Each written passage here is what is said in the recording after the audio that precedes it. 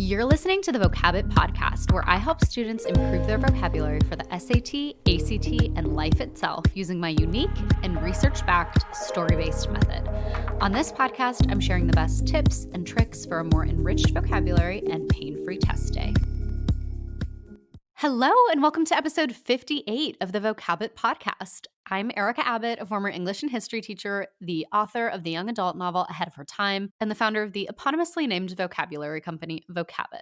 This is the last episode of our writing series. I've been sharing what I'm doing as I'm writing my second book, taking you from ideas to writing tips to editing and everything else. And today I want to talk about the never-ending step with writing, something that encompasses all of this, and that is love of the craft. If you want to be a writer, writing has to delight you. I've mentioned before that in writing my second book, I'm really trying to model my process off the process of Barbara Mertz, a.k.a. Elizabeth Peters. She's my favorite author, and I was able to study her creative process for my master's, which was the most amazing thing ever. And what stuck with me more than anything else was just how much fun she was clearly having. Yeah, obviously there were hard days, but this is a woman who loved her work. In the stream of consciousness notes and outlines that she would write at the very beginning, you could really see this in action. For her notes on the Seventh Sinner, she wrote, quote, "The crux of the plot is, the numeral 7, and that's Roman numerals like VII,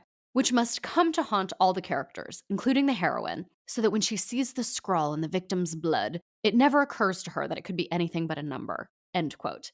I love that little ha at the beginning. It's just so telling.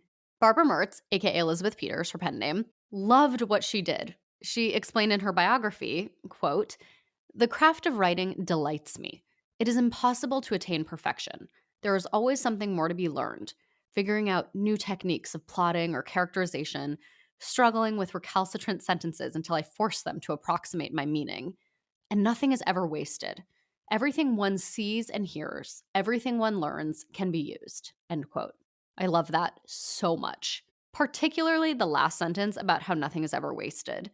To me, writing makes everything doubly meaningful. Even when things are ridiculous or bad, if you can write about it, it often becomes funny.